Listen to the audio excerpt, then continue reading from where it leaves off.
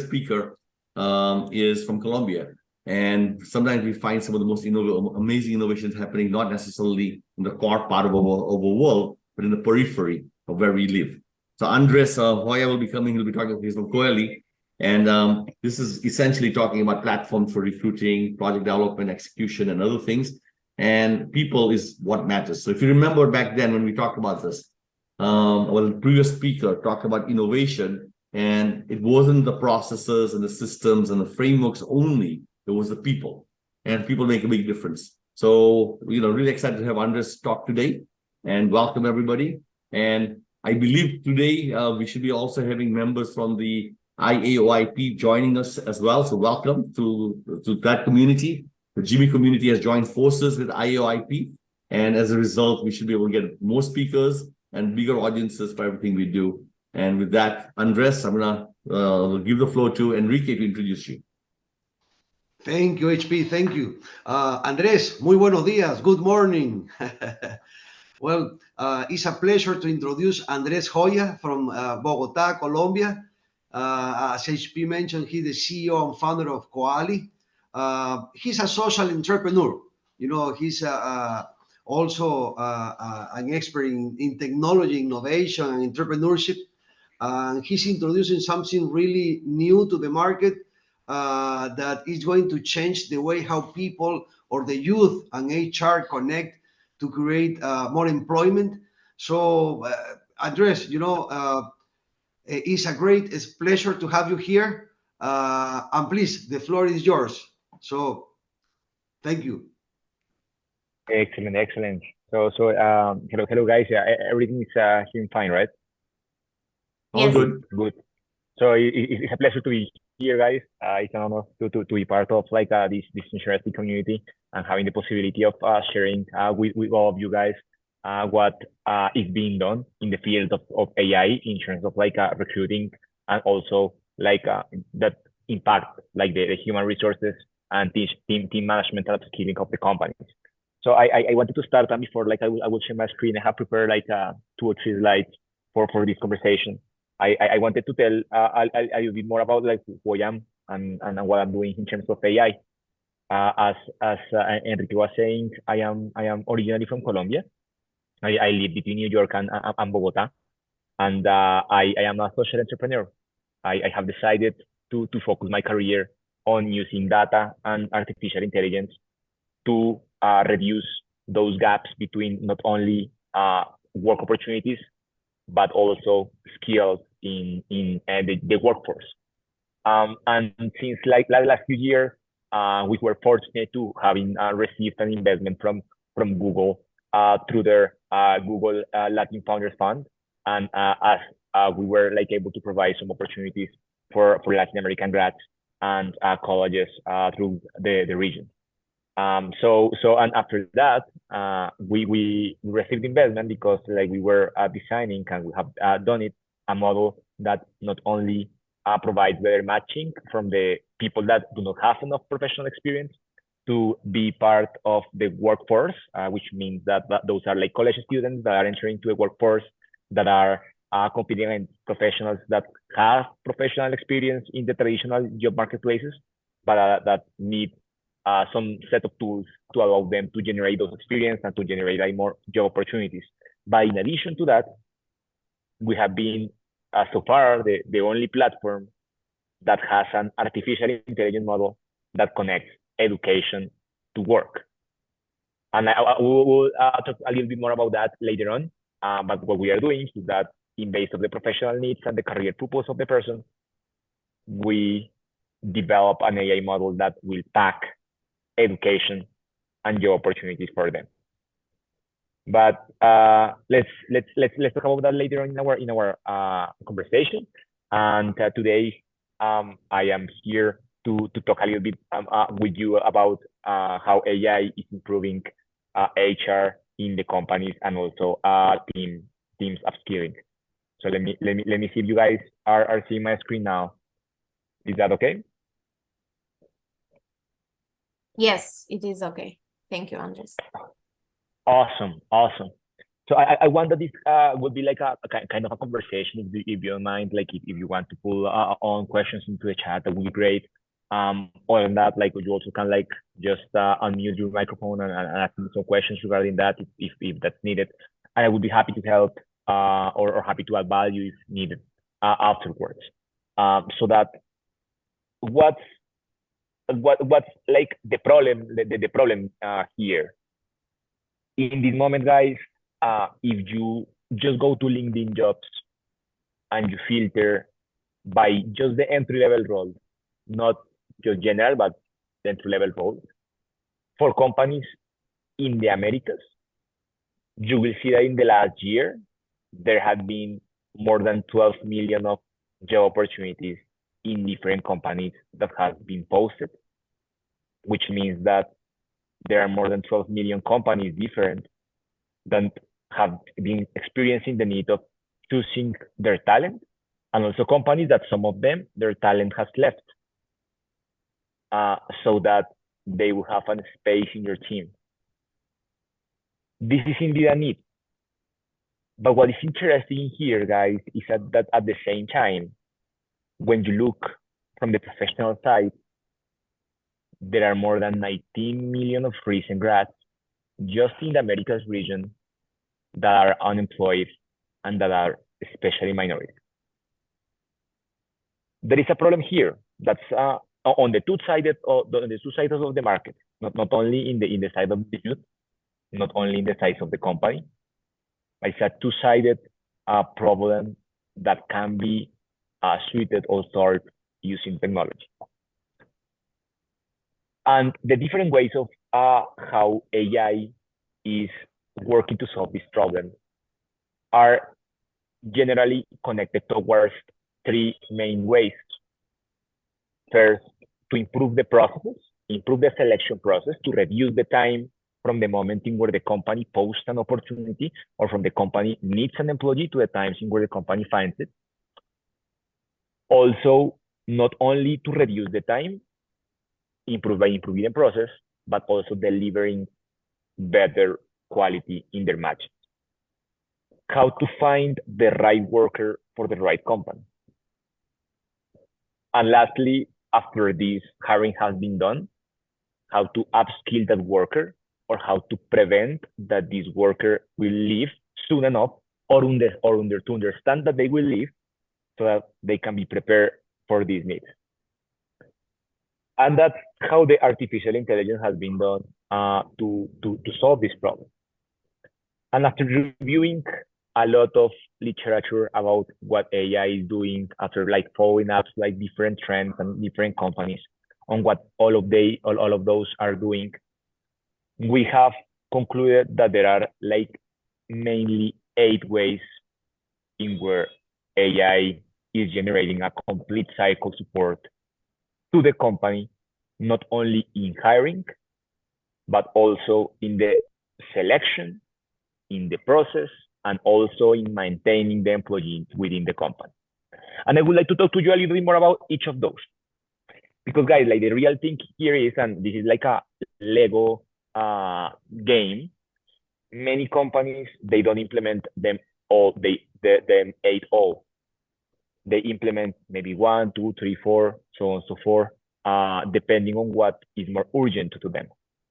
But these are like the 8 biggest trends in terms of AI by supporting not only hiring, selection, recruiting, and also upskilling for their employees. And it's interesting because these start with a proposed definition. Nowadays, guys, the hiring has changed and the employees are no longer taking to a job that would be like a nice living. They are looking to hire to find something related to their purpose, their ikigai, some others will call it like that. There are some platforms right now that they will use data of all the professionals that have been formed into that career path and that have been successful to give them, in base of the data, advice in what they will have to do. And I will place to you for you an example. I am economics grad, recent being out of college, and I want to be in the future, I don't know, budget ministry. I will be able to put in some platforms. My company does it as well. Coali does it as well. To put, well, I want to be budget ministry of X country, like Colombia, for example, what I should have to do. So those platforms will map a career path for them with the roles, the times in where they will have to be in those roles, and also how are they positioned in comparison to those roles. Let's say that I have to enter first to be an associate in a ministry. Then I will have to be a director. Then you have to do like an MPA, a program, Master in Public Administration. Then I will have to be involved in politics. And then I will be in this high position. And the companies need that because the people are no longer looking for staying in a position like forever, but they are looking towards upscaling, scaling in their career path, either in the same company or in different ones. So that's one thing. There are different tools for doing that. So that's the first message. Purpose definition. Second, once the people have defined that purpose and have defined this path, there have been different artificial intelligence solutions that are centered in the employee and that are focused on being the best match for each step-by-step opportunity, improving their CV, preparing them for interviews, preparing them for assessment, generating personalized CVs for each area. And that's useful for the company because they need to learn how to read them, how to see what's best into an employee and which employee is most aligned to the role that like the company is posting. But that's the second one. Third, the AI right now is capable of mapping with an efficient amount of information every salary within the sector, every industry, in base of each year of experience, in base of each year of education compared to the market. So we are guys in a business of open information that will allow the companies to better target benefits to each employee in base of what the market is providing them, in base of what is applicable, what's interesting for the employee, or which conditions or extra benefits are good for the employee. In base of this third point, the companies are generating their proposals, their offers, so that those can be appealing on a Latin person versus a Chinese one, or maybe an American one. That in base of data, and the AI can help on that because it will structure in a sequential way the most important benefits for the employee, generating proposals that are like more appealing to a candidate. So I will be following like up here. First, purpose definition. Second, helping the professional to apply for CVs, preparation of interviews, so on and so forth. And then third, delivering data of the market, more customized analysis, so that the companies can place better proposals to their employees. And the fourth one is something that like we must know. There are different platforms that will be in the next level in future of work. Guys, the logic of the job marketplaces in where one company will post an opportunity and one employee will apply, and that we will have like hundreds of applications that most of them do not make fit with the company will be over.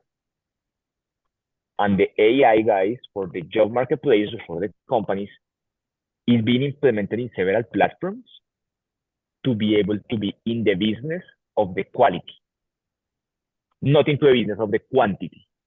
Right now, it's almost zero the cost to apply to any job. So like several professionals have the logic of apply to whatever they want. Like LinkedIn has this thing called easy apply, so that like several people can apply. And for the company, that's a pain because you don't get the right candidate. There have been platforms, we have our own model for that. There are other companies that have their own model for that, that generate a map of all the professionals that are like into different platforms, and generate a recommendation of a percentage of compatibility with the role of the company. And you guys, entrepreneurs, company owners, can customize those models.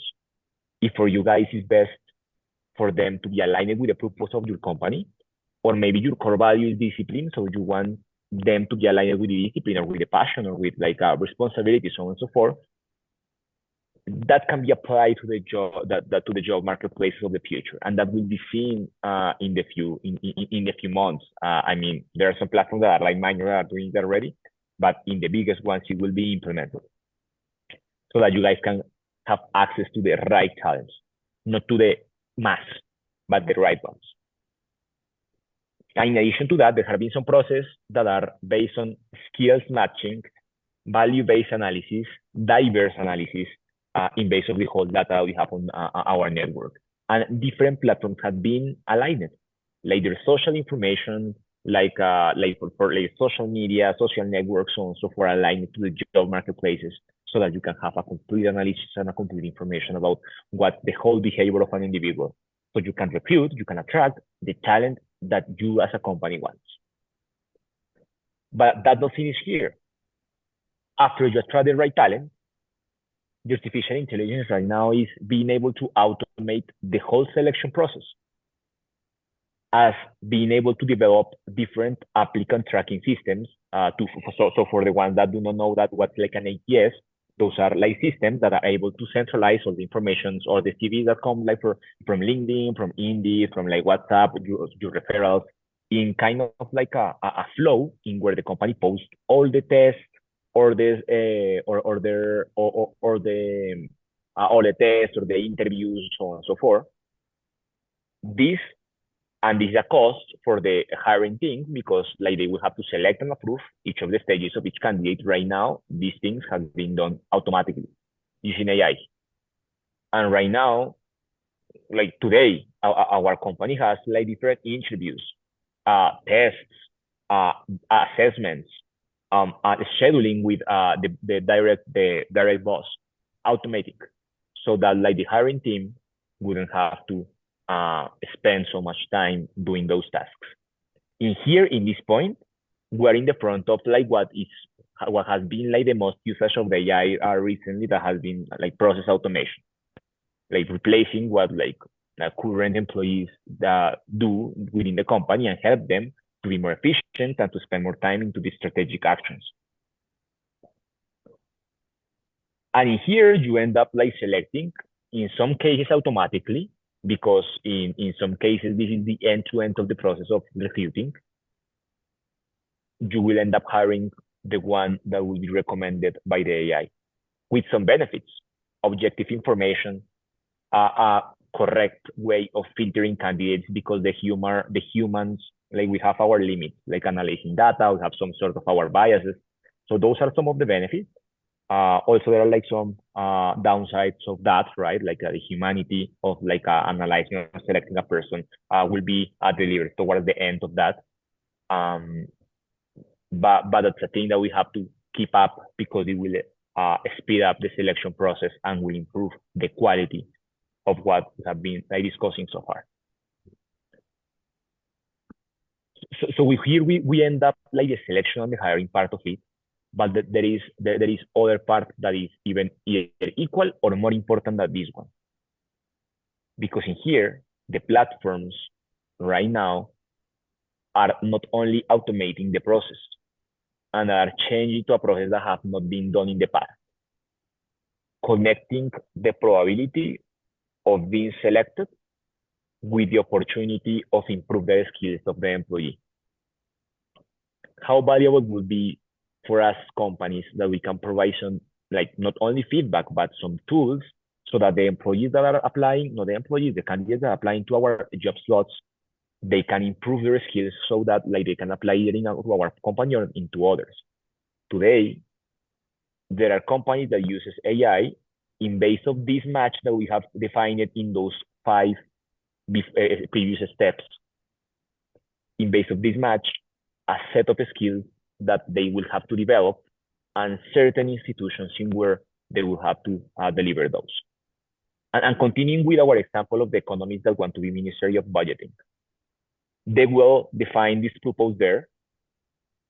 The AI will help him or her to generate a CV and prepare for interviews to be an analyst or an associate in a public sector.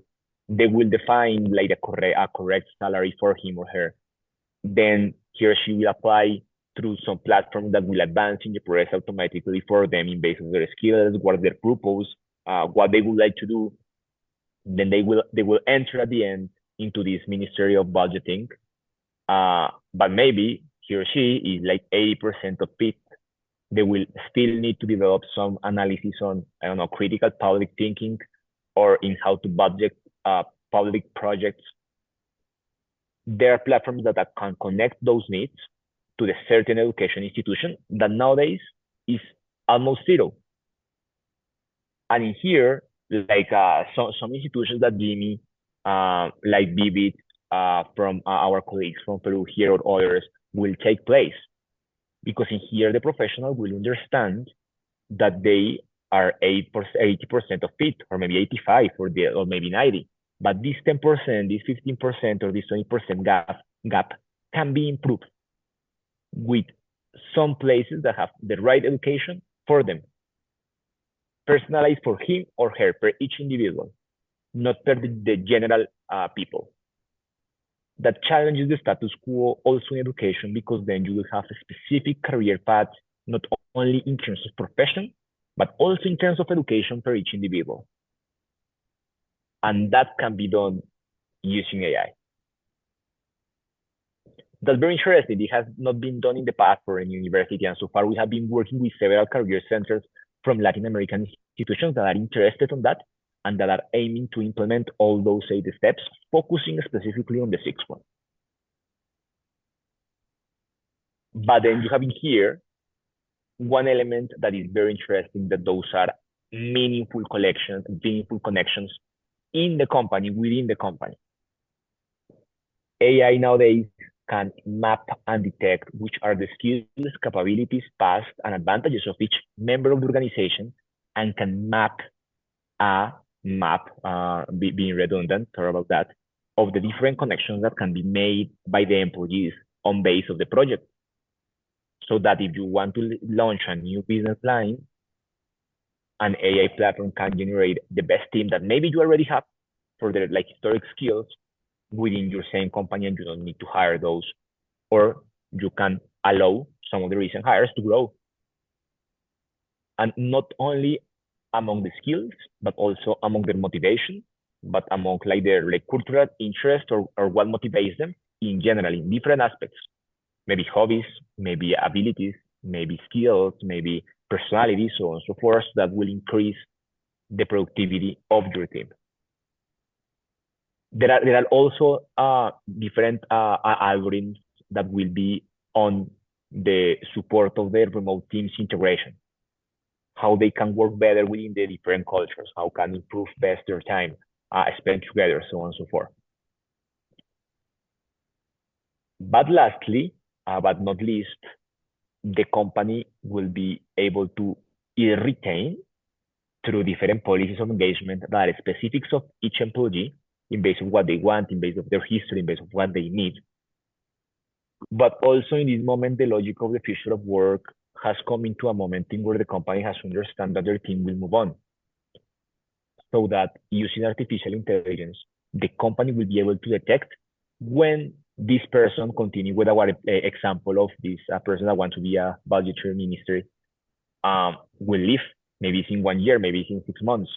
Maybe it's aligned to their purpose that they will remain working in an organization for 2 years, but maybe for 1. The company will have to need to know when it will be, so that they can select another person in advance. So in here, also the logic has changed.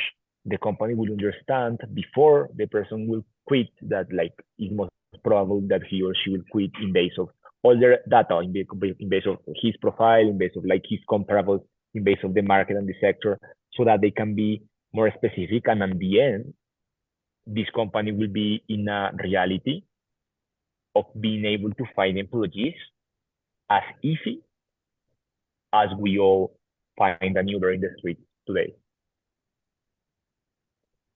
And that's what we are aiming to do. So at the end, like connecting this with the whole reality, that's what we are trying to do in Coali, allowing the companies to find employees as easy to find an Uber in the streets within minutes. So that's how we are using AI. Guys, those are the alternatives that we can use that uses AI to help companies in terms of hiring and selection process.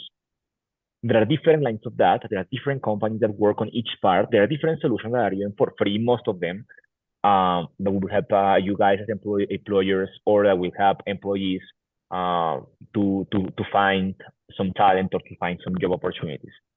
I would like guys to open this room for questions. I was not being able to see if there are like any questions into the chat, but maybe not, right? Do you guys have like any questions so far regarding this? So this is good, Kilo. If you don't mind, if you can go through it, we'll start asking questions as we go through this. So if there's any questions, please put them in the chat. Otherwise, let's keep on moving.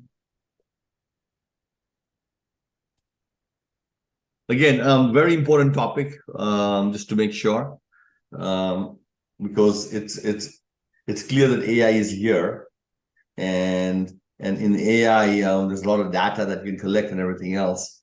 And if you can understand what the students' skills are, and you can understand what the company's needs are, you can certainly sort of customize the training programs, give feedback, and also recommend online courses to improve their possibilities. So very, very cool on this.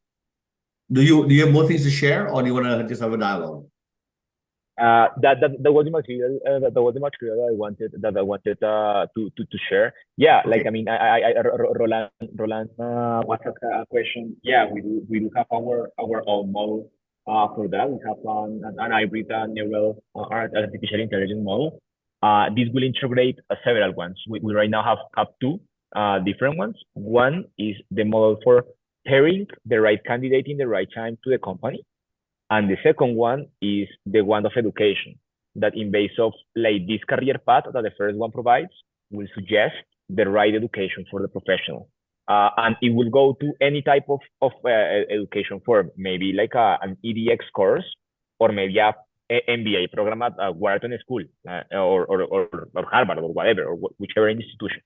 So that integrates like the whole map of education, online and offline, to recommend the right education tools for completing the career path and the career purpose. Andres, let's have a discussion. Let's have a dialogue. So that's not. Let me just ask you something. How did you come about on the idea that this was an important issue, matching talent with companies in a more efficient and effective way? Where did that idea come from? So I experienced the need. I'm a first generation professional. And when I was in the university, in college, like in Latin America, the college is like just focus on your academics, on having the highest GPA, so on and so forth. So once I arrived like into the moment of like being graduated, I didn't have any internship in the past, like and this is common to several of the youth in Latam. I didn't have like any professional experience, just like a really nice GPA, so on and so forth, and this was not enough. So that I entered into the market, and then I found out that like all these job marketplaces, you are competing against people with 2 years of experience, 1 year of experience. Like there are like no point to compete. And then I asked like several of my colleagues, and they were experiencing the same need. So as I experienced myself after that, like I found out an internship, then a job, so on and so forth.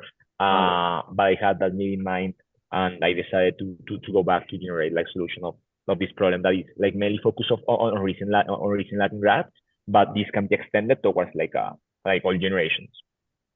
And is this thing targeted for students, or is it really targeted for companies? Where is the money in the business model? The students tend to not spend a lot of money, but they're desperate for jobs. Yeah.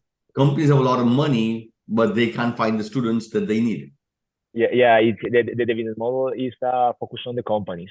For the students, everything is free. For companies, they will pay a percentage of the salary once the person is hired, so that the payment is upon hiring, which means that in order to the company paying, they will have to be fulfill their need of having like the right one, the right person. And in your assessment of people and the skills, are you also assessing for people in terms of technical skills? But what about behavioral skills?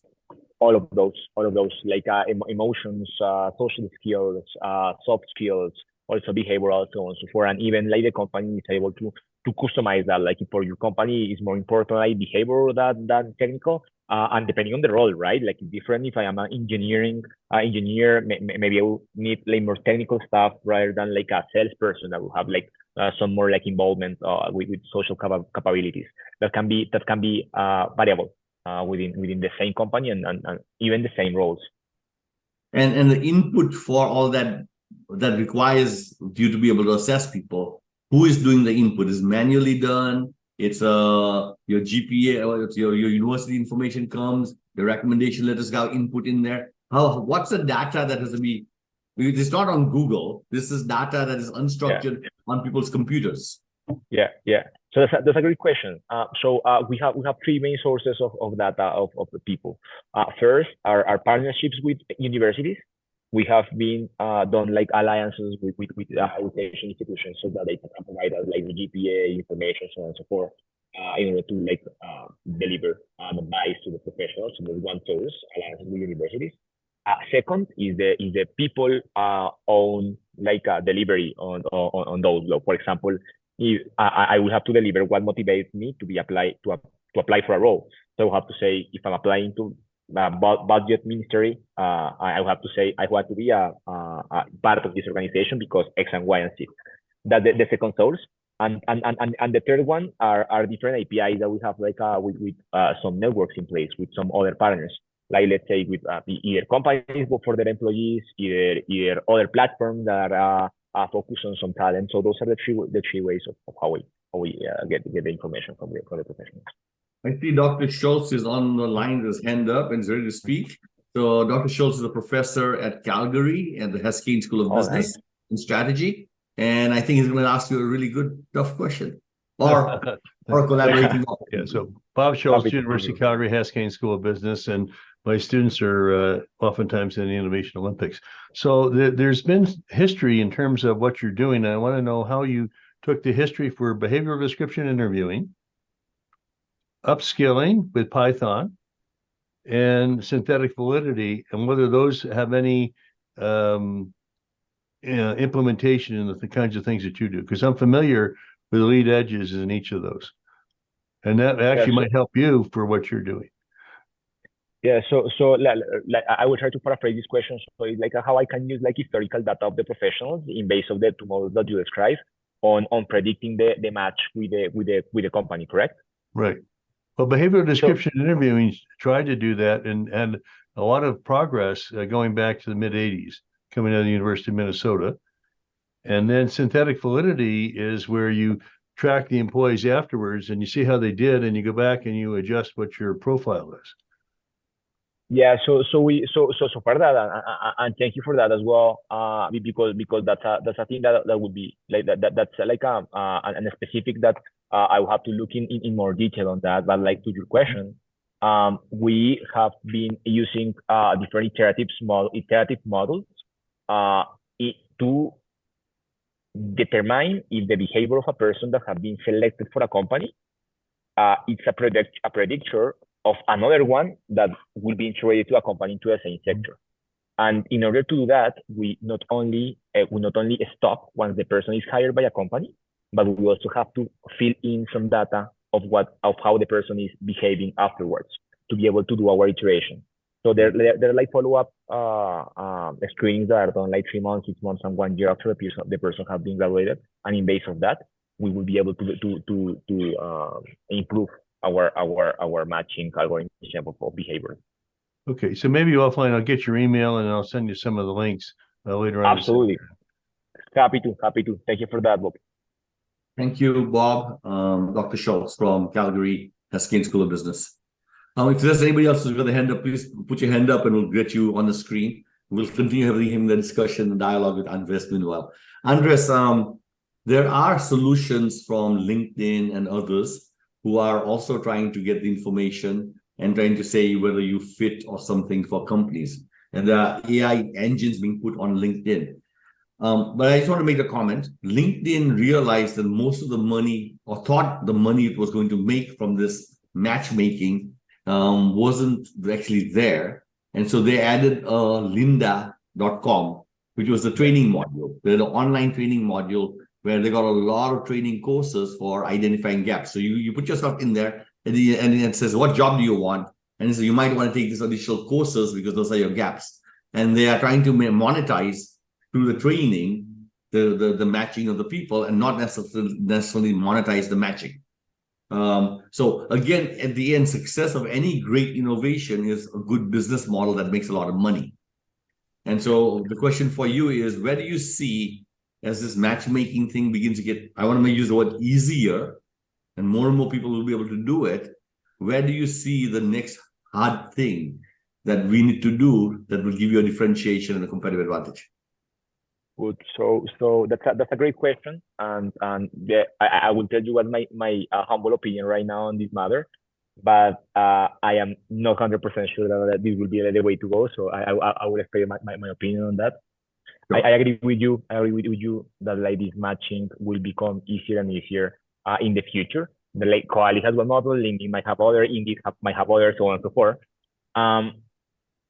We believe that the logic of our model is different than all the others because our model is based on the career path, on the career future, not in the past. So most of the companies will say you have 5 years of experience, you have been an engineer, so that you are matched with a company. We understand that most of the people are not 100% matched with any role before they start. So in base of the future, we use like that as a differentiator. Keeping that in mind, so that's one differentiator, but that's not the answer to the question that you look for.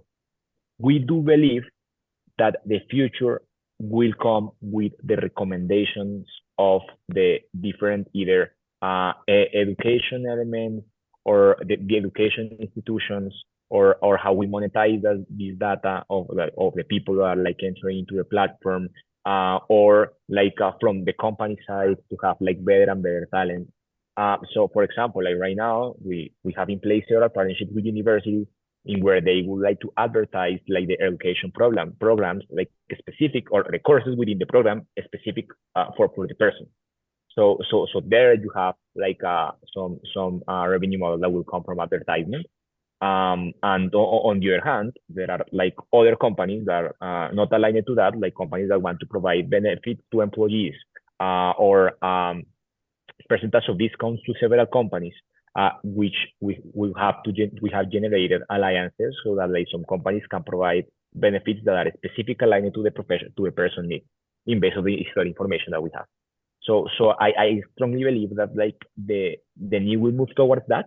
The connection between the education and the workforce that historically have been built independently. So like right now, your professional degree do not determine like necessarily like if you're going to be good or bad at a specific sector. But by connecting those, the revenue will come from that side. I would say that having that in mind, that's like my vision right now. Let's see what the future will look like. You know, Andres, one of my expertise is business models for innovation. And there's been so many great inventions, but not so many successful innovations. And I always look for where is the profit pools or where is the biggest pain that you're solving, and then find out who's going to pay for it. I just want to share with you that in our space called innovation, today digital tools are many to manage innovation, and everybody knows how to do this. It's no longer an art; it's really a science, right? So if you study it, you can do innovation. But what people forget is the team. It's the team that makes everything happen.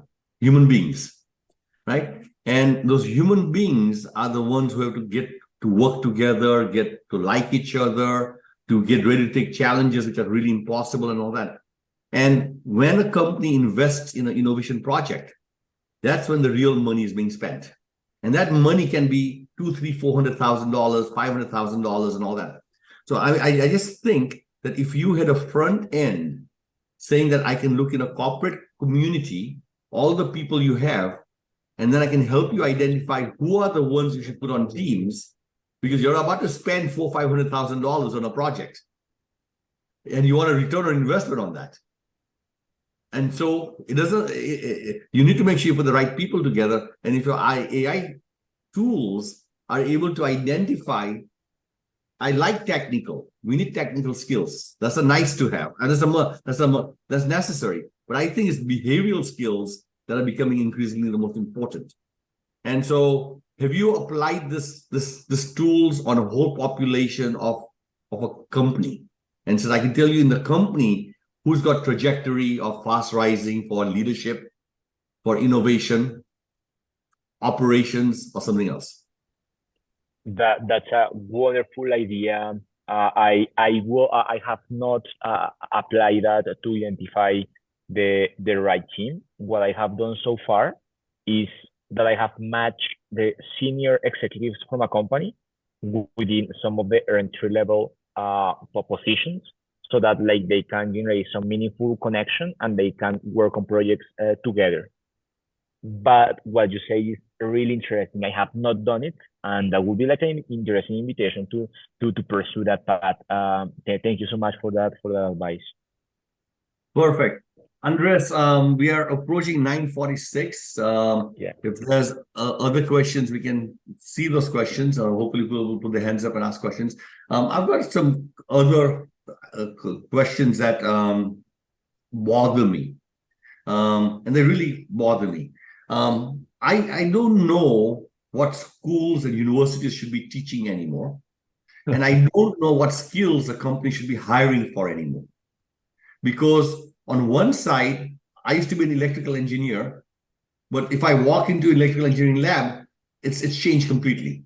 My son's studying mechanical engineering, but he's directly working with semiconductors and very micro motors. And then on the other side, there's AI, which basically says I can program for you, and I can also create the design of an aeroplane for you. So yeah. What are we going to hire for? What are we going to train for? And what are we going to hire for is the key question. And what do you see from your research and from your work in the market? Good. Wonderful questions. Wonderful question.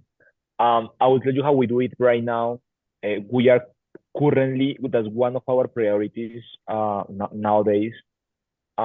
We developed like a general equilibrium model for education skills and the skills that are demanded in the market.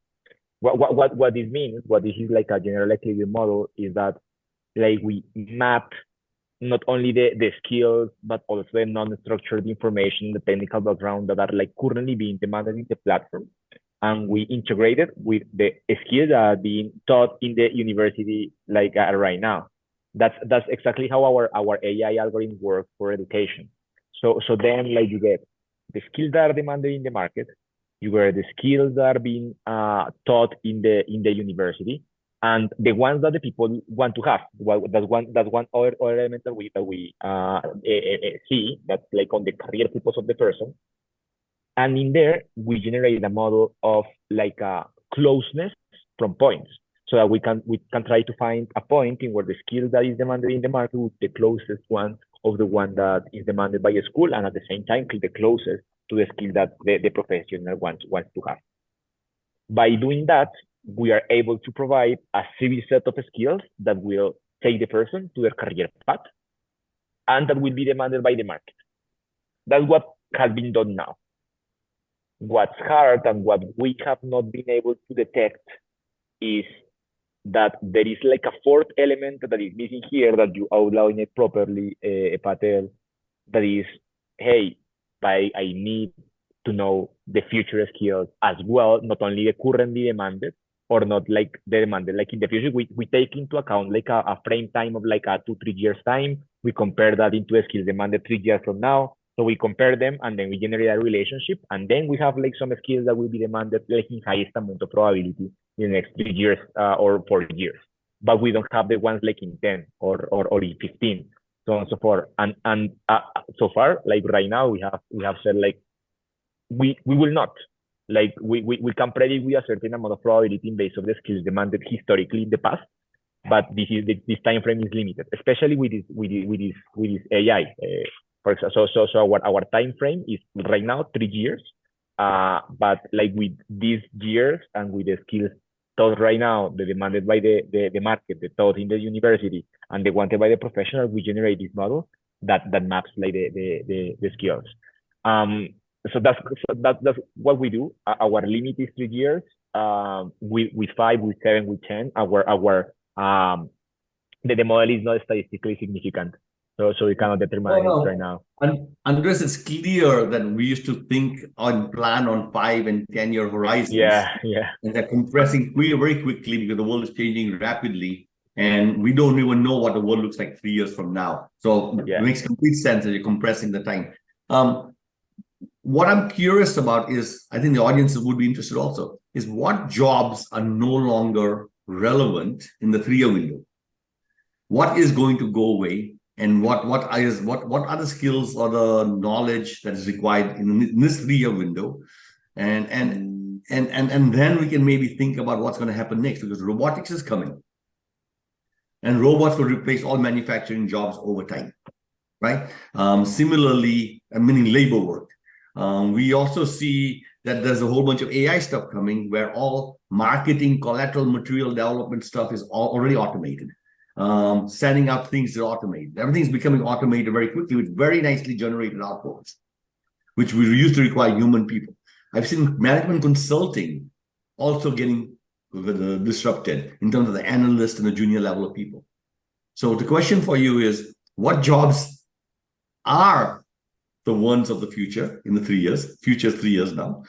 And what should you, if you got kids in college saying, hey, watch out, don't study that, stop wasting your time? Oh, that's a wonderful question. I have two insights for you here in this point. Mainly because like I'm in the space and I'm focused on the recent grads.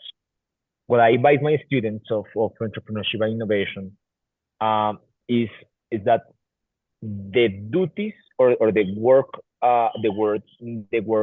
that it used to be done by the recent college grad, it's automated.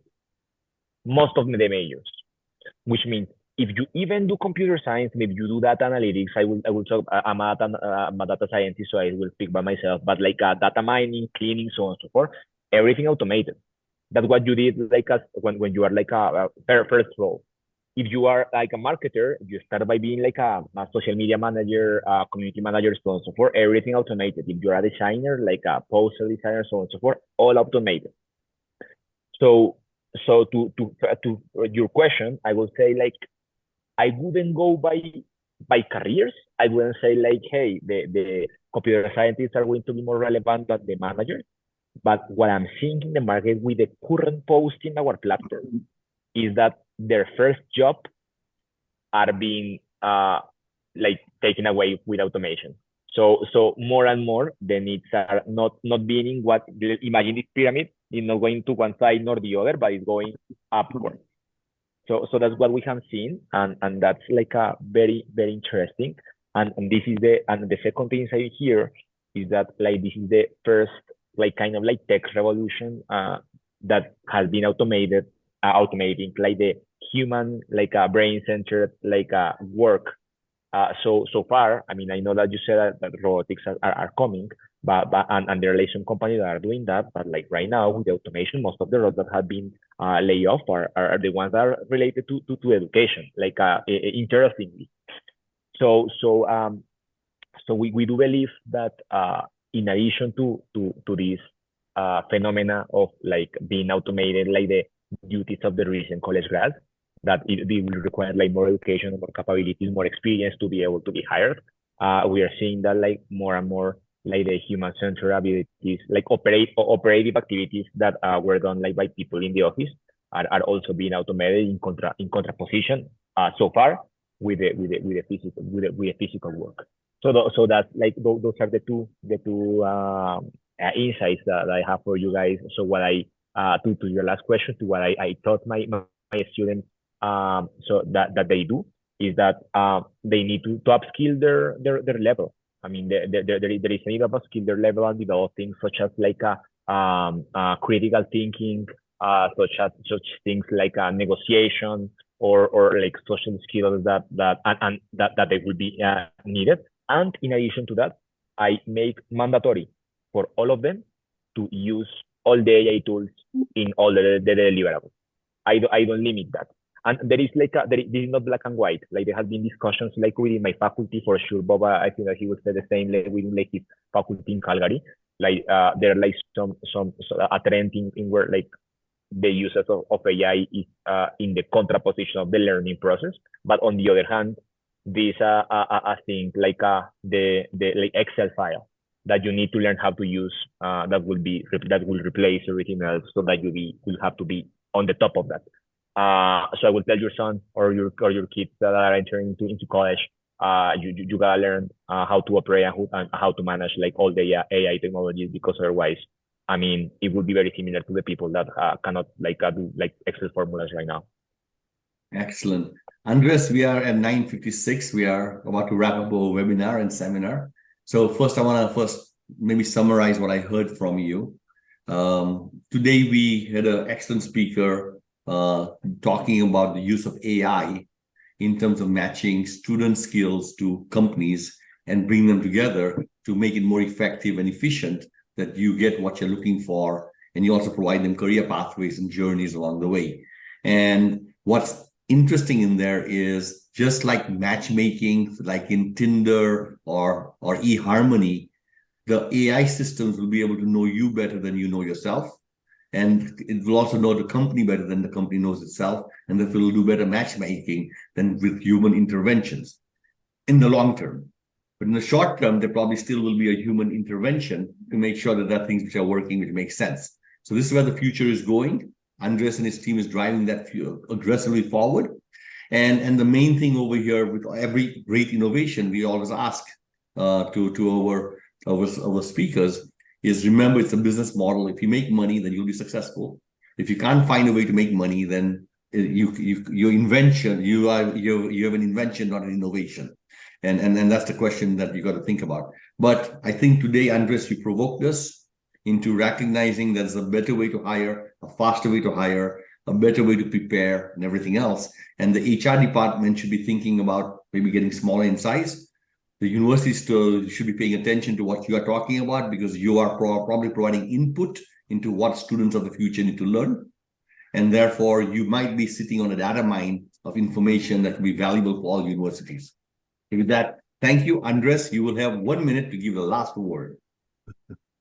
Oh, guys, you have summarized like perfectly fine. I would like to thank you guys, GIMI, Tank, and for this opportunity and all the innovation possibilities that will come. We're truly believers that like working together and like in this path we can generate like an interesting process and also impact alongside the communities.